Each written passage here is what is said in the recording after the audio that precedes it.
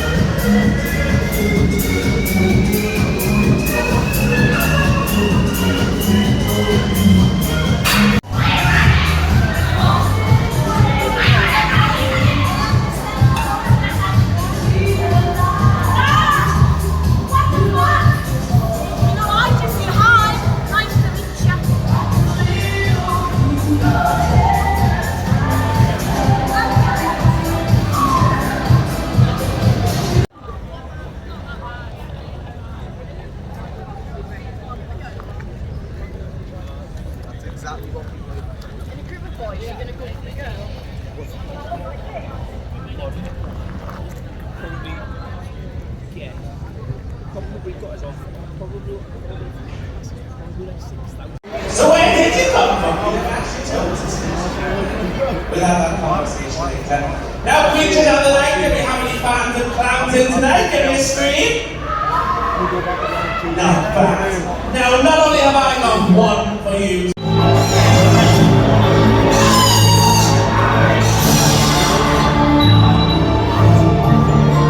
Now, it might seem very playful, but all I want to do is play with them nuts and play with them all. Yes.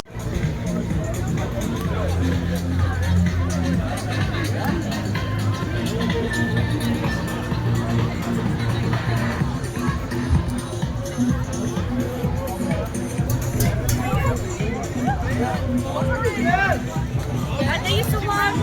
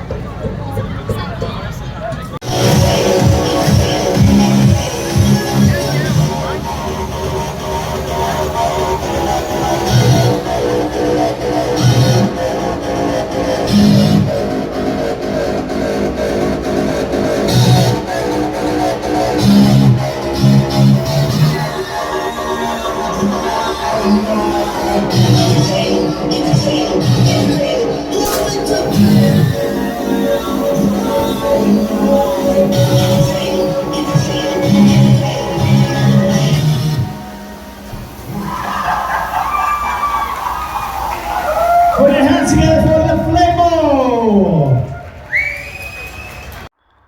So good evening everyone. You can see that it's now daytime, and that's because we raced from Psychopath to Scream Factory. It's a lot to do in one night. Wouldn't recommend it. We just needed to get to both, but we didn't get to do everything we wanted to do at Psychopath, but because we've had ScareCon there and we obviously been going every year, we were able to miss out on a couple of attractions. First off, let's talk about the entrance. When you first arrive at Psychopath, and you can get there from 5 o'clock, there's a new tunnel under the sign and a new entranceway. And then when you go in the entrance, you are forced into a very dark corridor in basically a packing container. And you can see the word Psychopath illuminated in neon at the end. And as you walk towards it, there were a number of live actors. There were pigs in there. There were just a lot of actors just getting some good scares. It rang with screams, and it was a really good atmosphere. Once you're through, there were loads of Roman actors around the venue. There was a good skeleton cowboy. There was Donald Trump.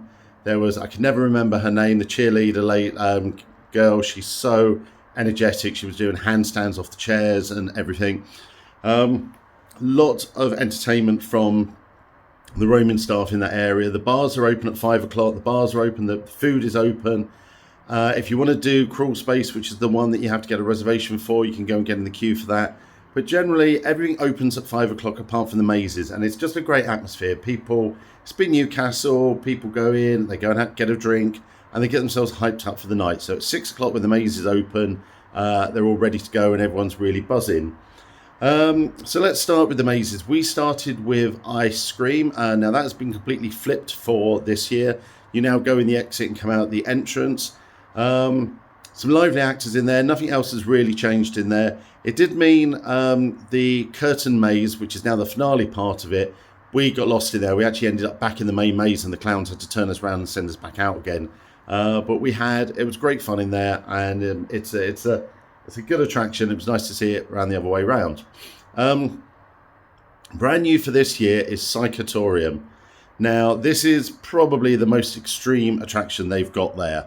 I don't want to give too much away, but basically you have to go in, you have to put prison guards onto orange prison overalls, which wouldn't be a problem if they didn't, but basically what they did was they just told us to grab any pair. So I had a small or a medium pair. I was trying to get on, had to take my shoes off. I was being berated by them to hurry up and move. Actually, they could do with, like, if you've got a big 6'3" person like me, give them XXL overalls they can put on over their shoes. But apart from that, we went in, and this is a extreme attraction. It's not for the easily shocked, and we'll talk about shocking in a minute, but not for the easily shocked. You will be berated, shouted at, abused, called different names. You are basically going into a prison. You're incarcerated. Very clever opening scene at the start where you actually pick up a phone and talk to your solicitor, who says you're not getting out for 4 months. You're stuck in there. And then you go through different things, and there's different things you have to do. You go through the bunk and you have to tidy up your bunk, and there's, things happen there. You get accused of sneaking contraband into the prison. You go and see the pastor. You go to a rec yard where I think his name was Tiny. This great big hulking guy is working out with weights, and there's a full story going on.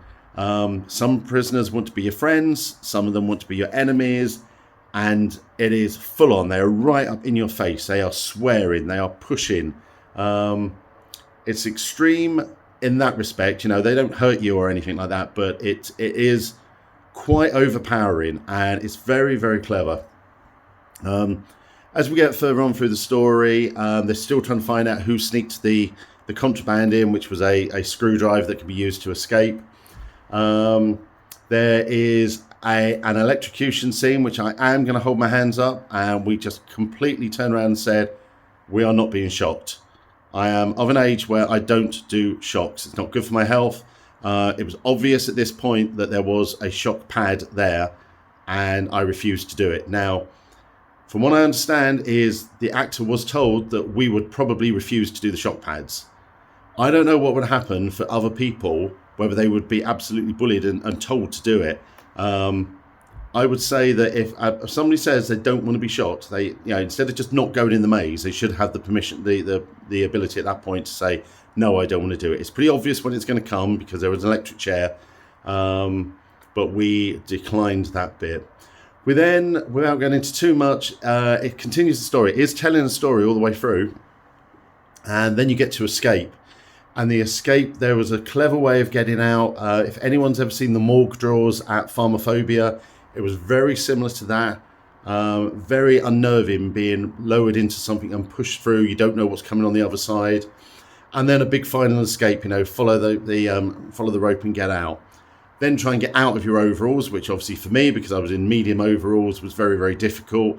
So I would definitely, when they give you your overalls, make sure they give you large ones.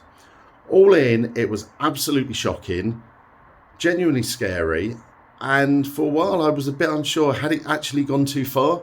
But as we went through the rest of the night and we saw what the characters were doing, and this is no slight on the people of Newcastle, but the people of Newcastle were absolutely loving the thrills, the edge, the banter of what was going on in that attraction, in Vandalized, in everything. And it just seemed to work. They were really up for the crack. They were really up for having fun. We ended up doing it as a group of 2. It would have been fun as a group of 8 because you could have then thrown your friends under the bus. When they start to go, who smuggled the stuff in, you could blame each other and do cause confusion or whatever. The actors were really acting, really talking to us, really interacting with what was going on.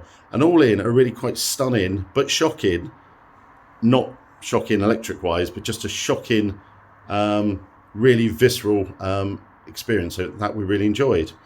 We then did Vandalized, which we were unable to do last year because they weren't able to do it at the press event last year, so it opened later in the season. Vandalized uses the van. You get put in a van and you get driven around. It's a bit like you used to in the old days of Psychopath. The actual van driving is quite scary because they're whizzing around everywhere. What then follows was a quite long, drawn-out experience, very similar to Psycho City. Outdoors, a bit of intention, a few areas where you were put into solitary confinement. I ended up personally doing most of the maze on my own because I was let out of the solitary confinement early. Some good scares in there, some good interactions, but it went on quite a lot, and the second half of the story doesn't really tie in with why you were in a van in the first place. I was expecting more about we'd been kidnapped or something along those lines, and it was just walking through past vehicles and a few actors jumping out at us and things like that going forward. Elsewhere, we had Cutthroat Island. Cutthroat Island has always been a favourite of ours. It seemed that this year they changed the story a bit. They went a bit more sexual. There's a lot of red lights in there. So the captain of the pirate ship was going, "Oh, look, well, new red light district." So there was lots of talks about a sex dungeon, people with diseases, people doing lots of things. It was funny. It was absolutely funny. And again, it just works for the people of Newcastle. They were absolutely loving it. They were the bawdy humour. They were really enjoying some great scares along there. And just slightly different to just the pirate theme that we used to have before. What else have we got? We've then got The Darkness, which a couple of years ago was a cornfield, was called Cornered, but they didn't get any corn growing, so they put a rope maze there, hooded rope maze. It goes on a long time. I am going to be slightly critical when I say the ground is very uneven, and a couple of times there was almost like a step down, which if you can't see and you're just walking and you suddenly drop down slightly lower, can jar you back a bit. So I would just be a bit careful where you walk in Cornered. Some fun actors. There was one scene we went into. It was very hot. It was very warm. It was like, I don't know whether we were in the butchers or had gone to hell or whatever. Again, the story is not immediately clear, but there's lots of scares along the way and lots of things happening. We didn't do Crawl Space because we didn't have time, and we didn't do Isolation because we've done Isolation multiple times. We've done all the rooms, and we were trying to get through things we've done before. We didn't do Thunderdome because, as we said, we don't go out of our way to get shocked. Yeah, if it does accidentally happen, I know a lot of people who've done Thunderdome, and they say it does hurt when you get shot and you get shocked. So yeah, we didn't do that one. There was one other maze that we did, and I can't remember which one it was. It'll come to us, but we managed to get 5 of the main attractions done, certainly all the new ones. Then we saw some of the entertainment on the stage show, got a drink, and just the atmosphere in the main hall is brilliant. Then when you come out, you've got outdoors. They've got a new outdoor DJ down at the lower part of the farm. They've put a roof on the Blood Bar. I think it's called the Blood Bar, so there's a bit more to see and do there. And everywhere you go, there's fire, there's noise. That it really is a spectacle of just sight and sound. There's so much going on. So yeah, with that, we're going to sign off. Psychopath just gets bigger each year. You're never going to get to do everything. Us only doing 5 or 6 of the attractions is not unusual. If we'd stopped and had food, stopped and seen more shows and done whatever, we may not have got all the way round. And it doesn't matter. Lots of people don't go and do everything. It's like you go to a theme park, you don't ride every roller coaster at a theme park every time you go. It really is a great day out, it's a great night out. So if you are going to Psychopath, get down there early, get a few drinks inside you, and just enjoy it. It is loud, it is brash, it is rude. It's not for the easily offended because it is rude. All the actors will swear, and there's some quite choice of language at times. But it's what makes Psychopath unique. So with that, we are going to sign off, and we will see you at our next event.